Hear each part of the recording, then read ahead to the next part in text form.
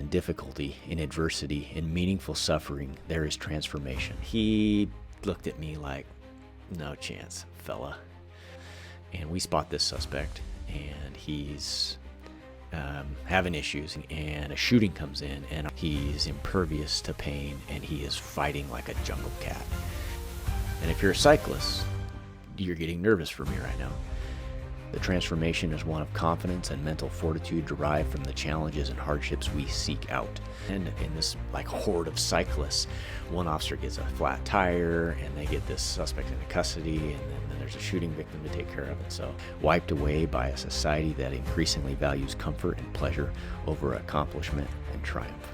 Gets the jelly legs, and these challenges are forgotten tools, some of life's finest instructors. I quickly ran out to the kitchen and hit brew.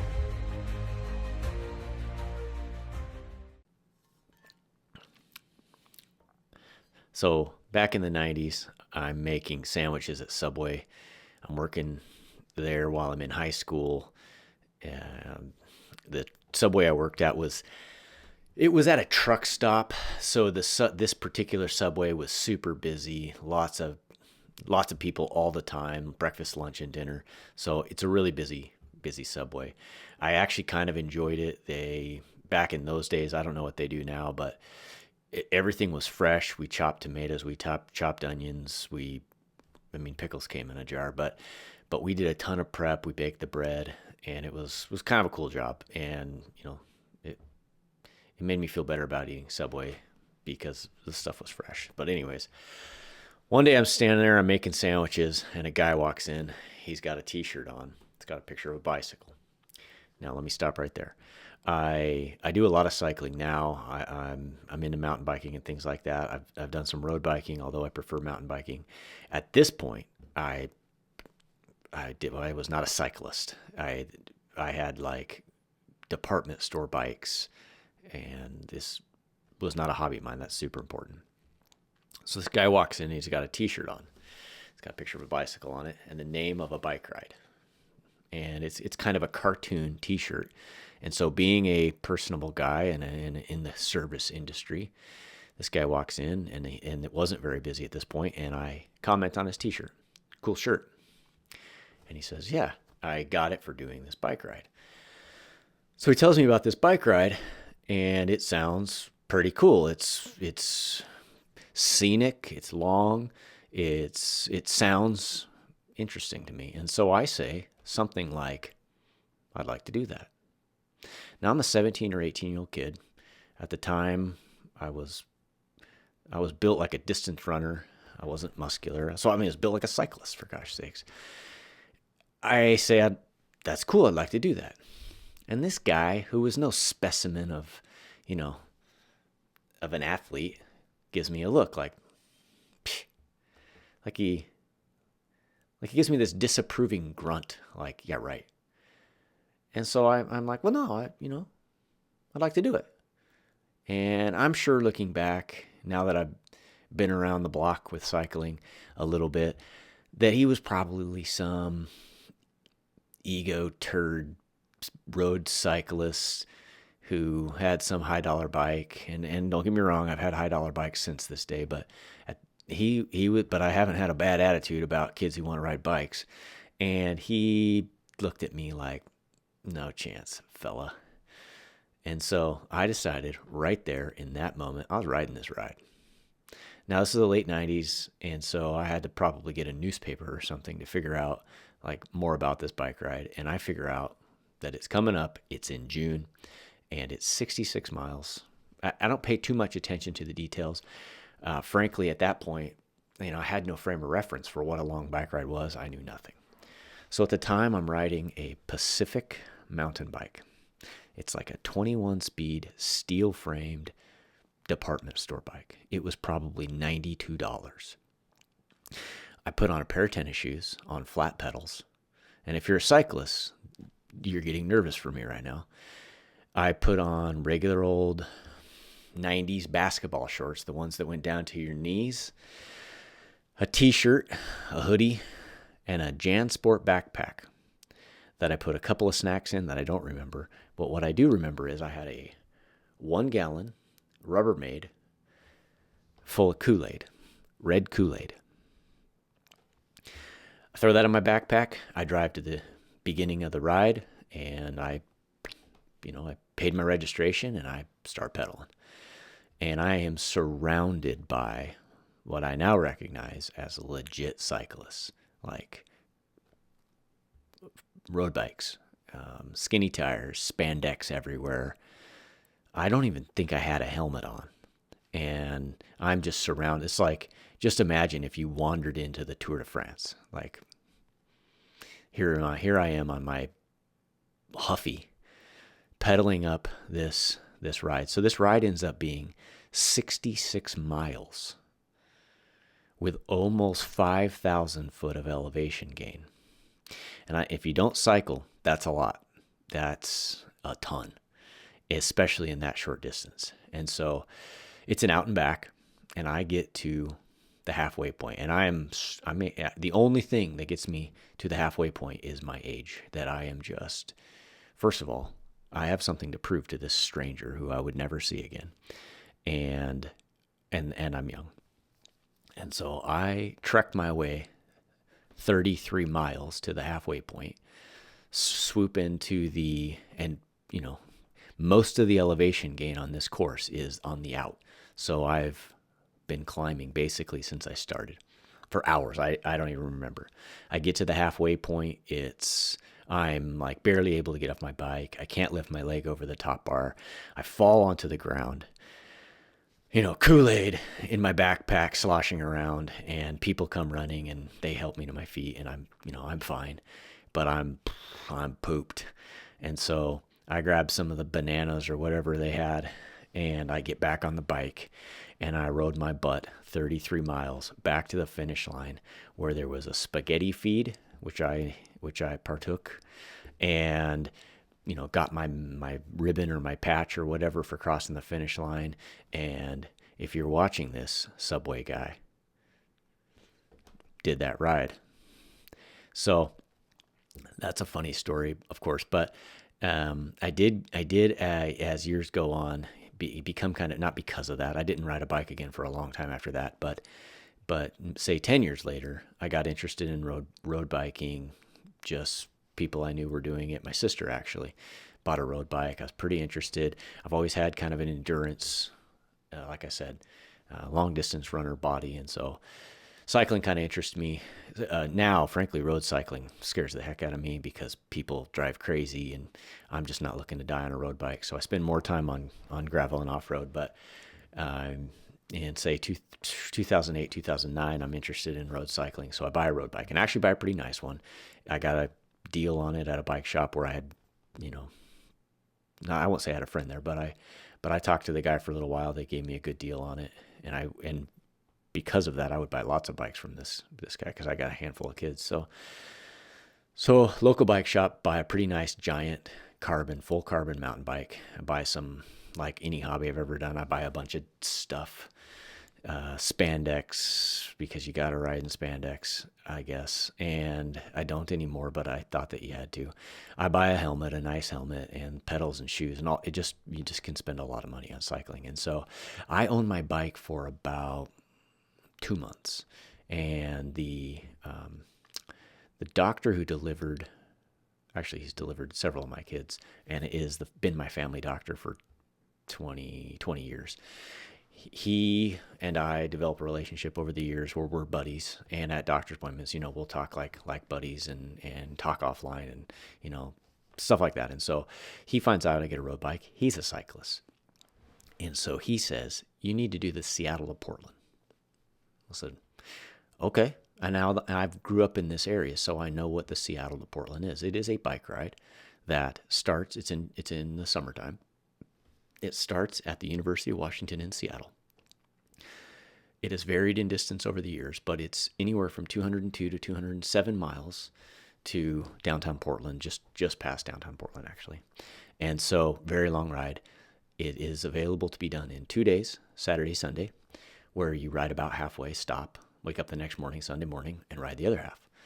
A lot of people do that. There's let's just say about 10,000 people do this bike ride, and about 1,000 of them ride it on Saturday only. So they wake up at whatever time. They leave Seattle at, say, 4:45 a.m. They ride the entire day. About 1,000 people ride 207 miles in one day. It's relatively flat, given, it's relatively flat. There's not a ton of elevation gain.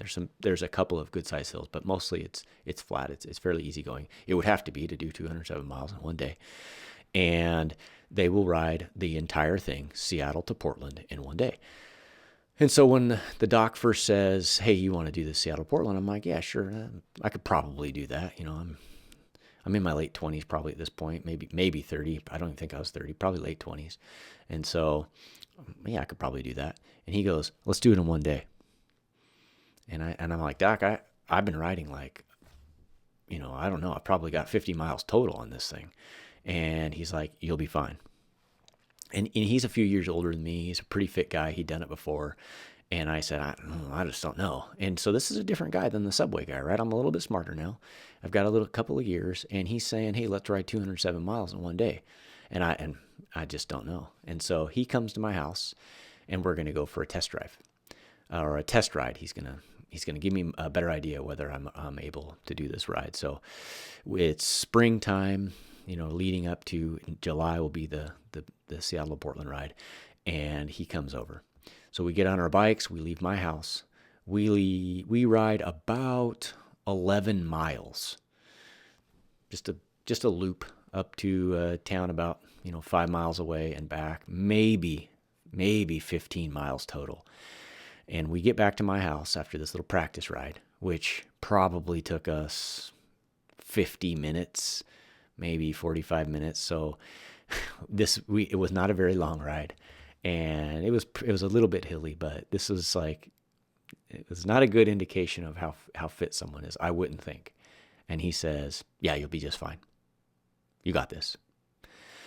And I'm like, "Doc, it's 207. We just rode for 45 minutes. You're talking about a 15-hour bike ride.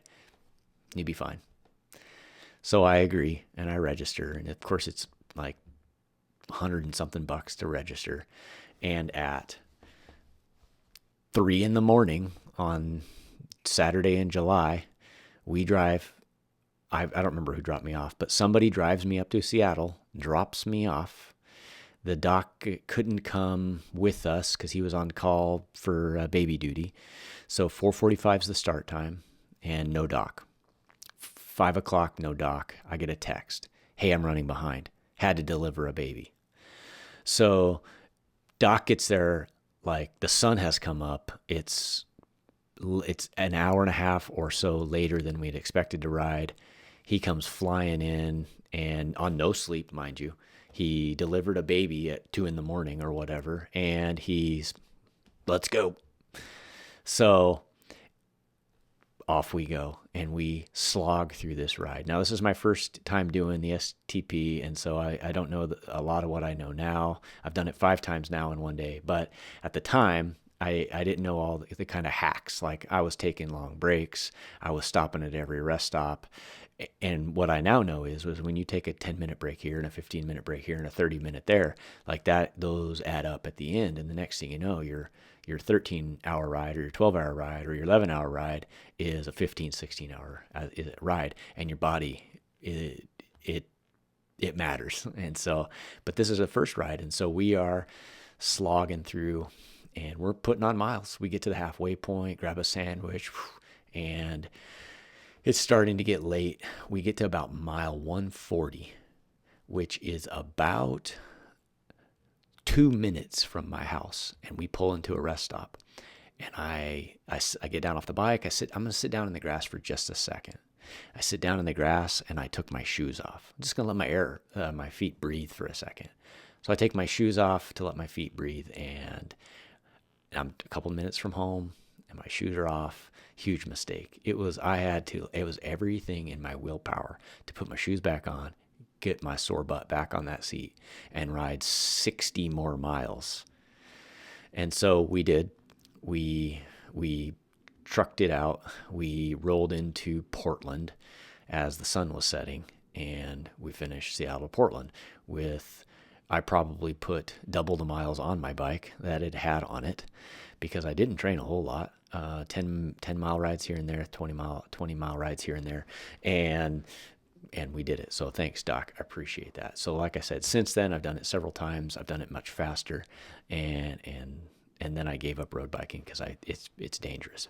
But a few years ago, my wife, turns out she really enjoys road biking. And I say, after we have a bike, she has a road bike for 5 minutes. And I said, you ought to do the Seattle to Portland. Now, this is a fit lady. She was a college athlete. She is very good at cycling. In fact, she's naturally much more gifted at cycling than I am. And I say, we should do the Seattle to Portland. And she's like, I don't know. And so I take her from our house, which is a different house, but basically in the same area, and as the one I lived at when the doc took me on a loop. And we ride that loop of, say, less than 15 miles. And we get done, and I say, you'll be fine. And so we do the Seattle to Portland, me and my wife, in one day, and she killed it. So we trained a little bit. We trained quite a bit because she really enjoyed cycling. And so Seattle to Portland, one-day riders, yeah, she's a stud. So I'm into cycling a little bit. And during this period of my life, the department I worked at had bike patrol duty as a side gig, basically. And you could take out a bike if there was enough coverage on the road, and you could patrol on a bicycle in the summer, and just fly the flag, talk to people, ride into areas where you couldn't get to in your car, and down on the beaches and stuff like that. And so pretty fun gig. And because of my enthusiasm for cycling, I got us some new bikes, got us some new gear, linked up with a bike shop I knew, and got a deal on a couple upgraded bikes and things like that. And so one Saturday, I'm out on bike patrol with one of the other officers. There's just the two of us on bikes, and there's a couple of guys in cars doing their thing. So we're cruising around, and a call comes in for a guy, and I don't remember all the details of the call, but we get down into the neighborhood. We're first in the area on these bicycles, and we spot this suspect. And we're in, if you've ever seen it, we're in these bike polos, which they're like blue on the top, black on the bottom. They're kind of corny looking, and we're in the bike shorts, like the shorty shorts, and little bike shoes. And so we're dressed in shorts and a polo shirt with a duty belt, and we spot this suspect, and he's having issues. He's malfunctioning, and we need to detain him. And so we approach him, we grab him to detain him, and the fight is on. This guy is drugged out of his mind, cracked out of his mind, something. We've used a lot of term to describe this mental state over the years as an industry, but he is on another planet. His body is 100 billion degrees. He has like superhuman strength. He's impervious to pain, and he is fighting like a jungle cat.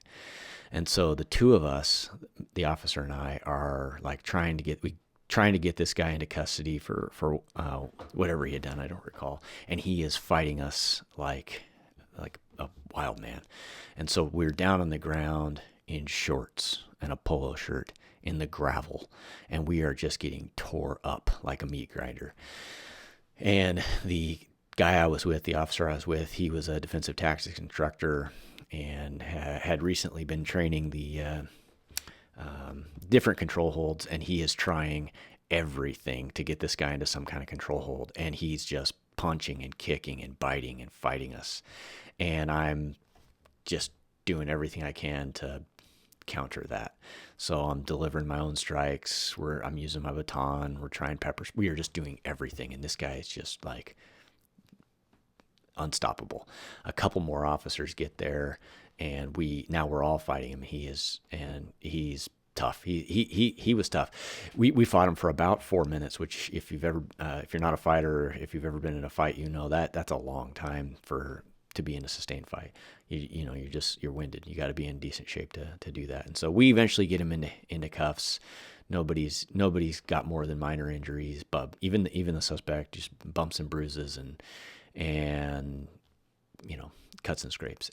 Except the officer and I that had been in the bike uniforms are like just all tore up in our little shorty shorts and our, bike uniforms, just not made for fighting. And so I've worn a bike uniform since, I've worn the shorts since, but every time I put it on, I think of that day that I fought that guy in those goofy shorts and got all tore up.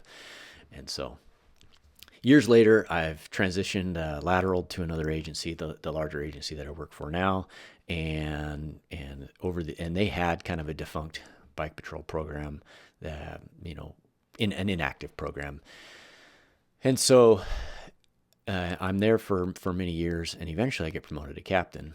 And when I become captain, I have an opportunity to write a grant. I see a funding opportunity where they're looking for traffic safety ideas, ways to reduce pedestrian cycling fatalities, things like that. And I thought, well, what if we renew this bike patrol program? Just get some bike officers on the road. This is a larger agency, so there's an opportunity in the summer to even have, more and more officers out, not as a full-time gig, but as a side gig. And so we are awarded this grant. It's like almost a couple $100,000 for training and for equipment and things like that. And so get a bike patrol program up and going at the agency I work for now. And it was a hit. The community loves it, and the guys like it, and it's cool. During training, so we do a week of training to kick it off for every officer who wants. So we got to do it in a couple different chunks. So we send some officers off to an instructor school down in Louisiana, actually, is where this national company was hosting the training. And actually, quick side story, not my story, their story. They're out in the streets of New Orleans, and they are doing their instructor training, and a shooting comes in, and our officers from up here, and the next thing you know, they're like chasing down this shooting suspect who they and the other cops in this class apprehend in this like horde of cyclists. One officer gets a flat tire, and they get this suspect into custody, and then there's a shooting victim to take care of. And so that's their story, not mine. But I did get a call. Hey, Cap, it's Officer X. We're down here in this class, and I just need to let you know we just apprehended a shooting suspect while we were doing our practical class down here on the streets. And I just thought, right on. So flash forward, they're teaching a class back in town, and it's going really well. We have some practical scenarios, mock scene training at the very end of the class, just kind of to cap it all off. And one of the scenarios was you did this pretty long ride where you're responding to cover an officer who's been assaulted or who's fighting. And so you get there and you're smoked, like your legs are shaky, and you jump off the bike, and there's mats set up and a defensive tactics instructor in a red man suit. And so you have to dismount the bike, run up, and put the hurt on this guy and get him off your partner. And so scenario is going great. And one officer, friend of mine, who will come up again later in the story, we'll call him Brian. Brian comes in hot. He's a good cyclist. He's actually far and above my cycling capabilities, and he's a good cop. He comes in hot to help this officer in this simulation, and he dismounts the bike, and I think he didn't fully account for his jelly legs, and he gets and I'm recording it because we were recording all the scenarios, not because we knew what was going to happen, but he gets the jelly legs, and he never gets his footing quite right, and he stumbles, and next thing you know, he's like flying through the air, and he is like a missile flying through the air and never gets his footing, and he spears the DT instructor just around the top of his head and drops to the ground. And at first people chuckled, and then we just looking at him motionless because he's unconscious. He has run into him so hard that he knocked himself out. And so we had to call an ambulance, and it was a whole big thing. And we let him pass the class because it was the final scene, and he had done a great job. But that's the story about Brian knocking himself out. And so flash forward, we put a team together to do a mountain bike race. And the reason we did this is I had been doing some mountain bike racing. And when I say that, I don't mean like I'm like a professional, like I'm a weekend warrior who enters these races and gets like very low placing. Like, I don't look me up. I'm not a professional cyclist. I'm barely average. And so, but I do enjoy it a lot, and I love riding as fast as I can. And so I like to enter into endurance races. And so I enter a 24-hour event solo. And so this is the year before I create a team to do it. And I had done 24-hour races before solo in Spokane and in other areas, where basically you do these long laps, hour upon hour, where every, say, hour and a half or hour or 13 miles or whatever the lap is, you come back through your pit area, you grab some water, grab some food, and then you head back out to the single track. Some of it's pretty technical, some of it's double track, some of it's really technical, and a lot of it's climbing. And so you're pretty smoked, and these are kind of fun. So I've done a handful of these. I see one pop up in Bend, Oregon, which is one of the most spectacular places in the entire world, in my opinion. And so I want to do it. So I get online and I register for this Bend 24-hour mountain bike race. And I show up on the day of the race. My wife's my pit crew, and my son's there. And I have pretty good gear at this point. Pretty nice mountain bike. You know, I'm well equipped. And so I'm standing in line at the registration tent, and I get up there, I give them my name, and the lady, she goes, "Oh, I don't see you registered." I'm like, "Well, that's weird." So I show her my phone. I said, "Here's my confirmation." She goes, "Oh, you've registered for the national championships." I said, "What?" "No, I'm just here for the 24-hour race." She goes, "Yeah, but you registered for," and she points to the line next to us. And what she's telling me is I had accidentally registered for the professional race. And she says, "The good news is the winner gets to race in the World Cup in Australia." And I said, "Well, there's, no worries there." And so I accidentally race this race professionally, and I don't win, not even close, but I do have a great time. And what it makes me decide is I would love to come back and do this as a relay, because that's one of the options. A lot of people, like way more people, do it as a relay than do it solo, because solo sucks. It's 24 hours nonstop bike riding in like high desert, and so it's a billion degrees during the day and sub freezing during the night, and it's just crazy. So flash forward, leading into the next summer, I go back to work and I start tracking people down who I think might want to do this. And I go to this one guy. And this guy was a wrestler in high school. He's way younger than me. In fact, I was copying like when he was in grade school. And he's just a stud. And so I went up to him and said, "Hey, I want to do this 24-hour mountain bike race. You down?" Because I had heard he had a bike, and he said, "Yeah, I'm down." So now it turns out he had like ridden this thing like 3 times, and he's just down for anything. Like, "Oh, what are we doing? 24-hour mountain bike race? Cool, I'm down for that." So I go to the next guy. He had just bought a mountain bike, and he's older than me, and he's a fit guy. And I say, "Hey, Chris is his name. Chris, you want to do this race? Here's the thing." And he goes, "Oh, I'd love to." So cool. And then I go to Brian, the guy who knocked himself out and who's a stud on a bike, and he's an easy in. So I got a 4-man team. So one guy had a bike, just a stud, barely ever rode it. Another guy just got his first bike, since he was a child, and Brian, who's a stud, and then me, an average cyclist. And so we enter this race, and we're excited, and we give it our all, and there's bumps and bruises, and Brian gets lost in the middle of the night for hours up in the high desert, and then he shows up. Chris gets cramps so bad he can only lay in the bed of his truck for relief, and it's just awesome. So we don't finish. Unfortunately, everybody is nursing an ailment, or poor Chris couldn't even bend his legs, but we almost finish as a team, and it's a great time. And so whether it's the 18-year-old me, 17-year-old me back at Subway, or the doc and his, doing 207 miles on no sleep, or my wife who, she rides a road bike for 5 minutes and she's going to do this, and she's never had a cycle of any kind. She's going to do 207 miles, 2 months later. Or it's, the gang of guys from work who agree to do this 24-hour race.